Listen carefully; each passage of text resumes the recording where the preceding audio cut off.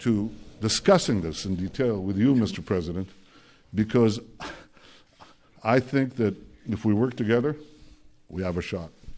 And we have been discussing that, and it is something that is very different, hasn't been discussed before, and it's actually a much bigger deal, a much more important deal in a sense.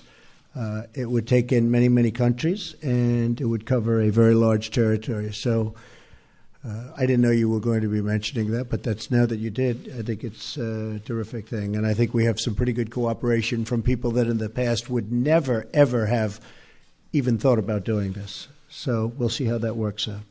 Okay? It's a much bigger deal, much more important deal.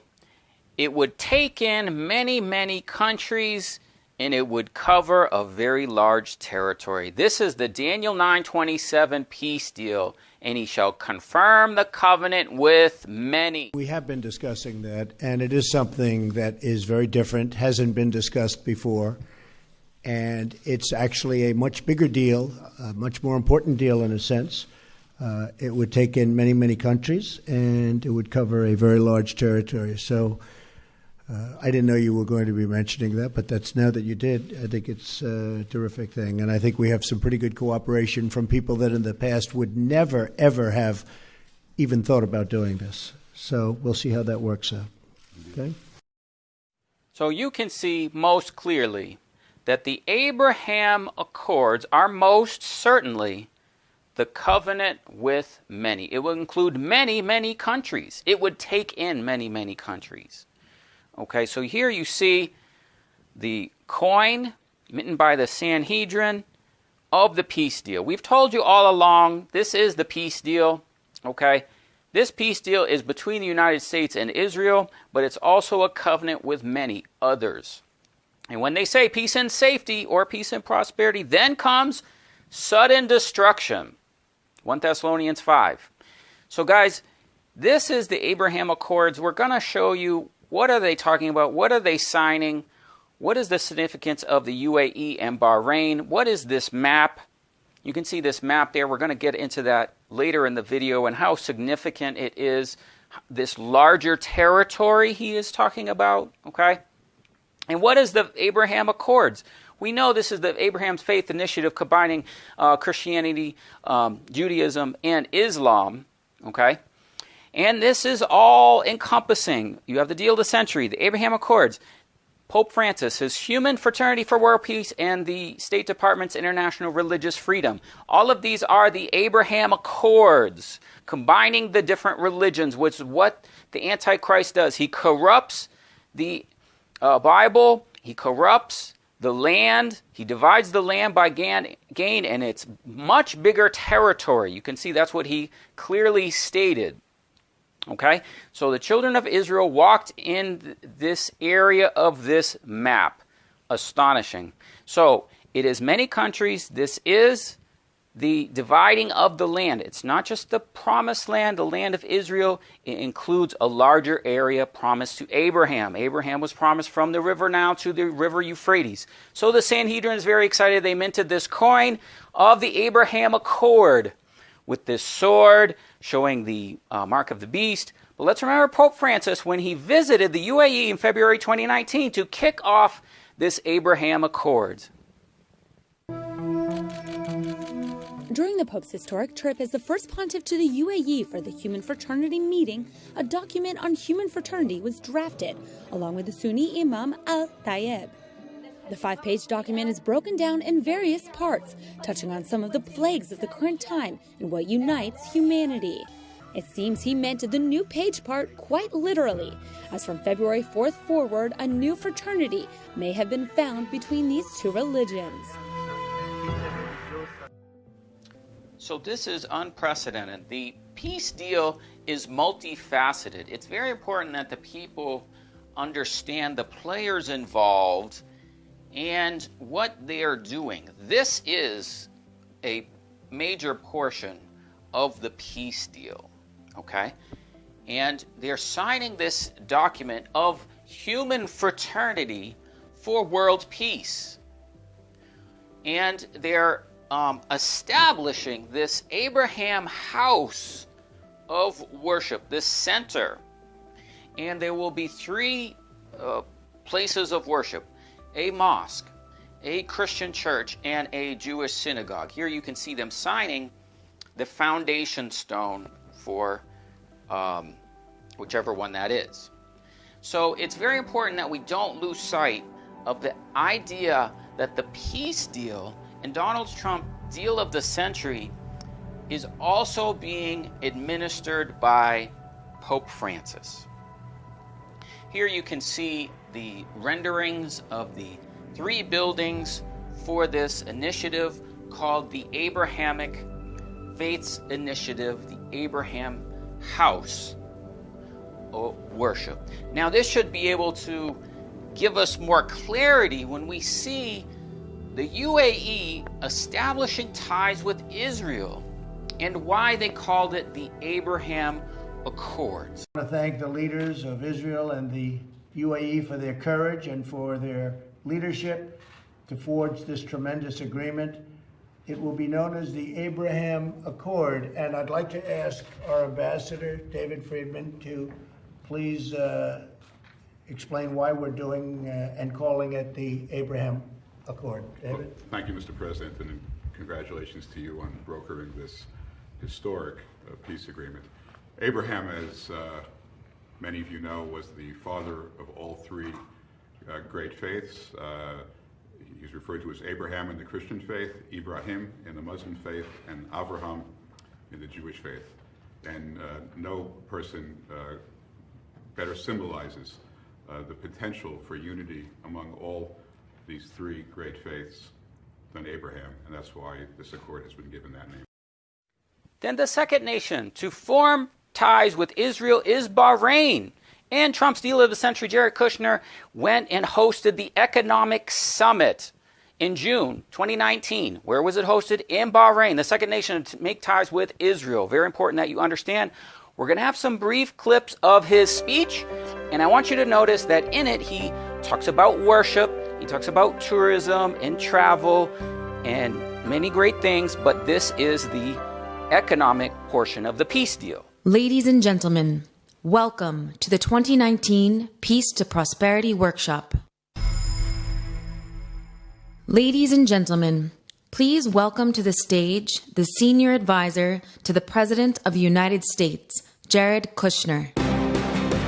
The Peace to Prosperity vision is a modern framework for a brighter and more prosperous future. It is a vision of what is possible with peace. The freedom for people to worship without persecution. The goal of this workshop is to begin thinking about these challenges in a new way. Let's try to view this conflict and the potential of the entire region through a different lens and work together to develop a concrete plan to try and achieve it.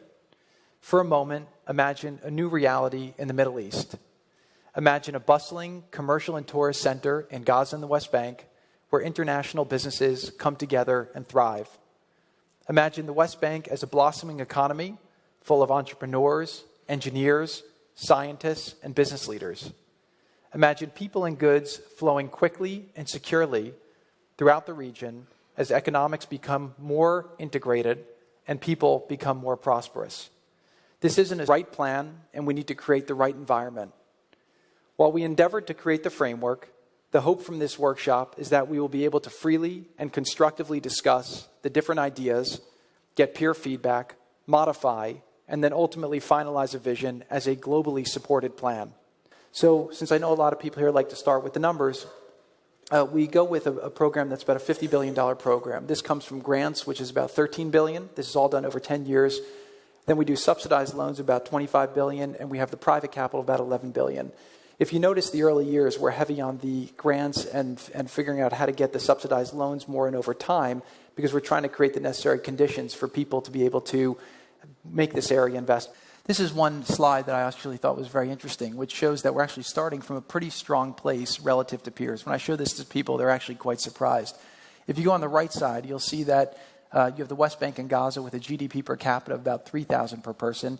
If you go to the West Bank, which is more governed right now, you have about $3,800 per capita. If you compare that to Egypt, it's $2,500. Jordan's $4,000. Lebanon's $8,500. Morocco's 3,000, and Tunisia's 3,500. If you go to debt to GDP, you have Egypt at 100%, Jordan at 94%, West Bank and Gaza are at less than half of that. So starting from a relatively strong place, that if we can start doing these investments, create a peace environment, create a good security apparatus, there is a ton of potential for people to really start rising in a very, very quick way. But what we did is we put the majority of the projects in Gaza and the West Bank, but then we also figured out what projects can we do in Jordan, Egypt, and Lebanon to also figure out how to get those economies to start rising and better integrated as well. Hopefully use this as a way to change the course of history in this region. So here is Bahrain, and you see their flag, and the UAE and their flag, and where they are located as part of these many participating in this covenant. Notice in the speech he also said the bordering nations would also participate in this deal. Okay? Now, this is exactly what Donald Trump said in his trip to Saudi Arabia when he talked about combining the Sunni Arab nations in a new Arab League. Okay? And that's exactly what he's done. Now, for the Muslims, in tourism, when they make the ties with Israel, that means that the Muslims can travel to Jerusalem. When they travel to Jerusalem, they can go to the Al-Aqsa Mosque. That's what he's talking about when he's talking about worship, that all three religions would have free worship on the Temple Mount. Okay? Now, obviously, only one is there now, so that would have to change. So Jerusalem thus becomes the world center of religion, the world center of government. Okay? And that's what the prophecy says about the Antichrist. And this is leading to a Jewish third temple. Make no mistake, that's what all this is. All the nice words and peace accords, this is what it's talking about. That's the prophecy that's being fulfilled. And it's including a larger territory. Promise to Abraham goes from the river Nile to the river Euphrates. And it's a much larger territory. Okay? Now, this is important you understand that large territory and the path where the children of Israel traveled in the wilderness. All right.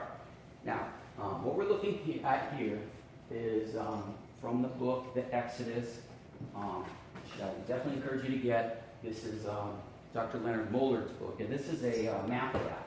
And essentially what he did is he found an ancient map, and he found locations of the Exodus of the camps listed in Saudi Arabia. He found other locations of camps of Jewish names in Saudi Arabia. Okay? So, for example, one of the major incidents in the book of Numbers after the children of Israel wander is the story of Korah. You guys know the story of Korah. They revolted against Moses, right? They revolted against them. And Moses said, okay, whoever's on my side, stand here. Whoever is with Korah and those on his side, stand here.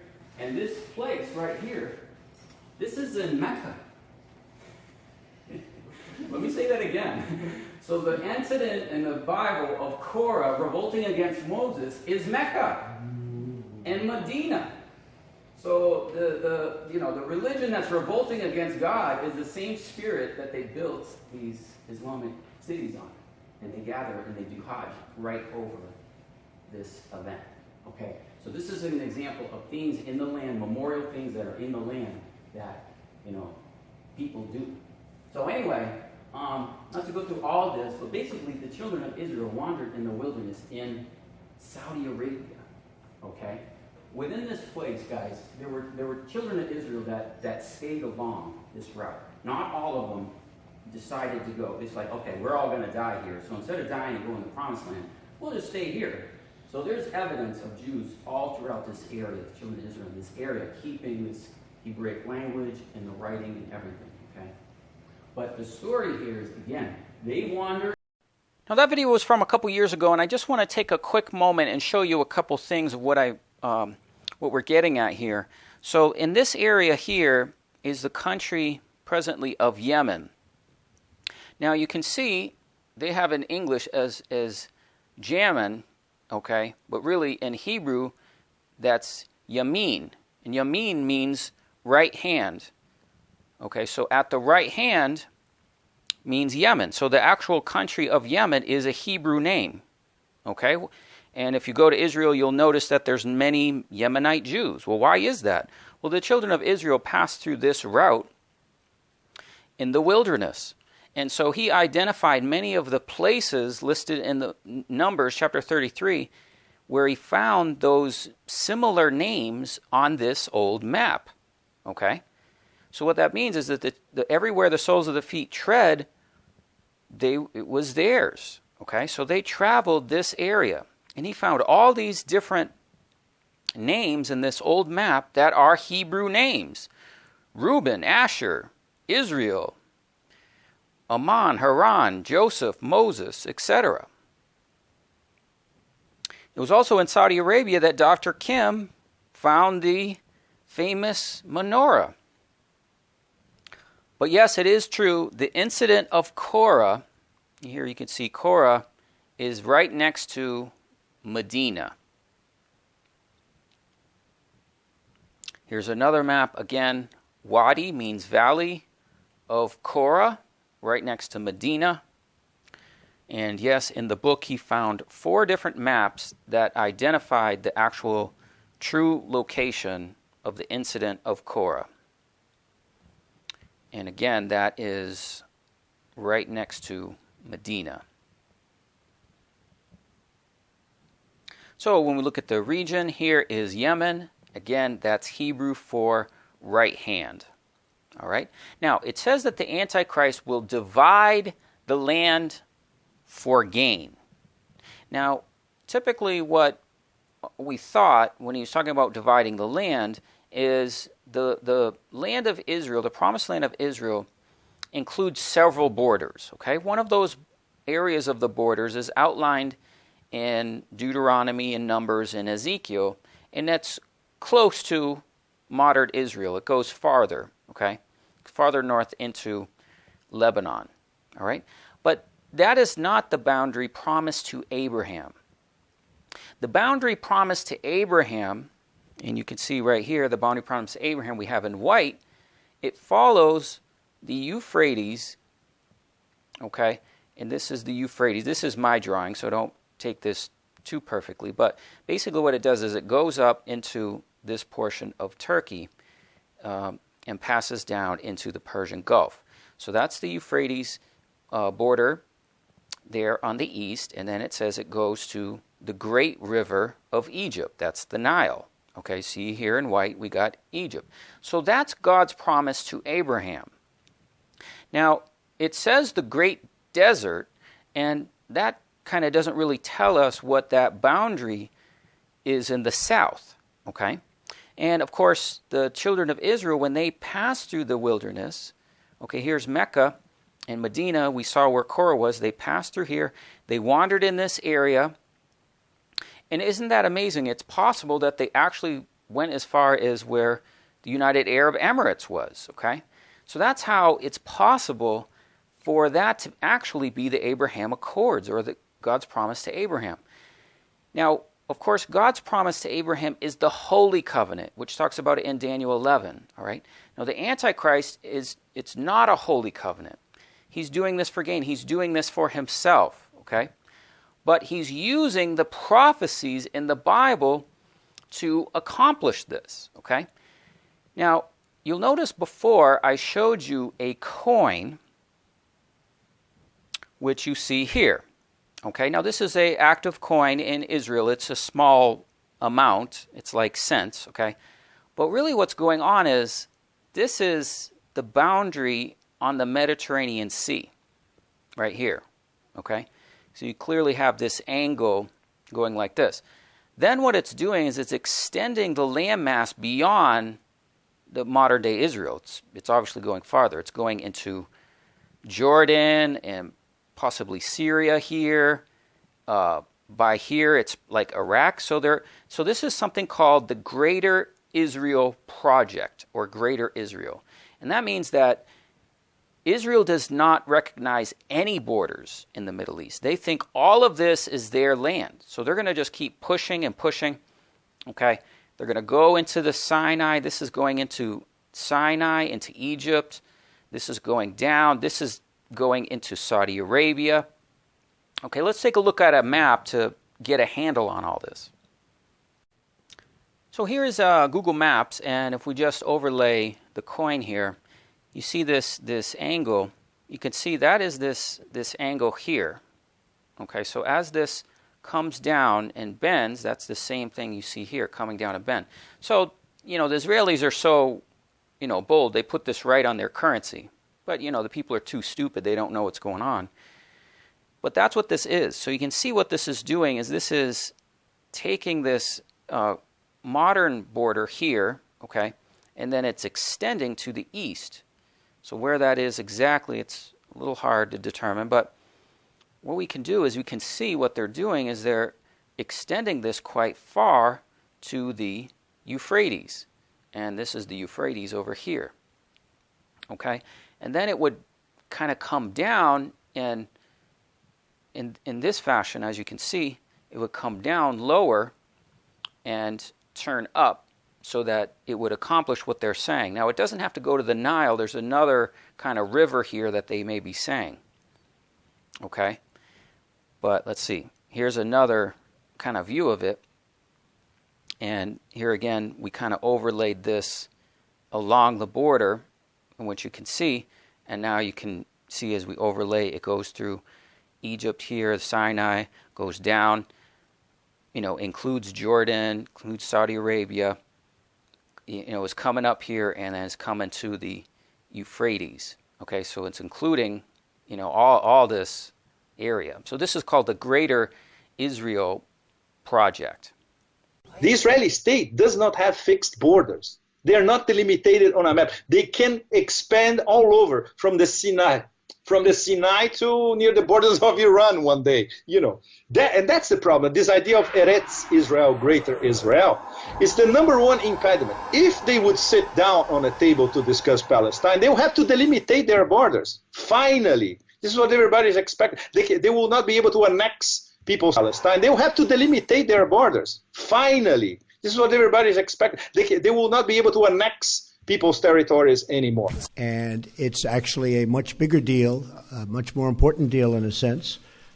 It would take in many, many countries, and it would cover a very large territory. So, in Ezekiel chapter 17, we can see this covenant. It says, the king of Babylon, that's Donald Trump, will come to Jerusalem and take the king of Jerusalem, and that's Benjamin Netanyahu, and the princes thereof, and lead them into Babylon, and have taken the king's seed, and has made a covenant with them, and has taken an oath with him, and he has also taken the mighty of the land. Now, mighty in the Hebrew is ayil, which means ram, and this leads us to Daniel chapter 8, verse 20. The ram which you saw with horns are the kings of the Medo-Persian Empire. So now we have the large territory. So the Jews believe that Donald Trump is a Cyrus-like figure. Now they like to think that because he will build them a temple. So they're expecting Donald Trump to build the temple, the third temple, okay? But they also expect him to be a king and to reign over the Medo-Persian Empire that Cyrus had.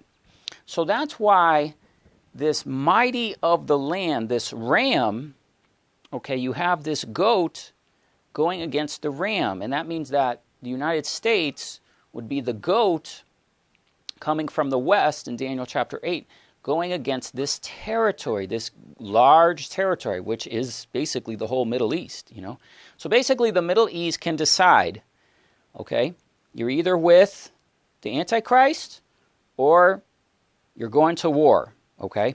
So the modern state of Iran is the adversary there. Syria is. Russia's coming in.